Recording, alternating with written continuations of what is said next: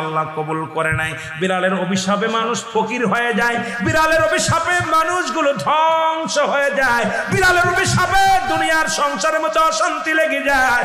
বিড়ালকে ভালোবাসলে ও মুসলমান শুনে নেও, এই বিলাইকে ভালোবাসলে বিলাই যদি দোয়া করে, বিলার দোয়ায় আল্লাহ দরবারে অনেক ফায়দা লুটতে পারবেন। জোরে জোরে চিল্লায়া বলা যাবে না মারহাবা। এখানেও নবী বিড়ালকে ভালোবাসতেন। এখনো মক্কা মদিনা অসংখ্য বিড়াল আছে যারা মদিনায় গেছেন হজ করতে, আমাদের সভাপতি সাহেবও গেছে। অসংখ্য বিড়াল গুলো দেখবেন মদিনার মনোয়ারায় রাসূলুল্লাহর রওজার আশেপাশে, কাবা শরীফের আশেপাশে অসংখ্য বিড়াল। ধরে বলেন ঠিক কিনা? এত সুন্দর বিড়াল যারা মক্কা মদিনায় দেখে আসছেন তাদের কাছে জিগাইবেন বিড়াল আছে কিনা আছে। এই বিলাইদেরকে ভালোবাসবেন, বিলাইকে অভিশাপ দিবেন না। একবার এক মহিলা অমুসলমান রাসূলুল্লাহর কদমের মধ্যে একজন বিড়ালকে বিষ পান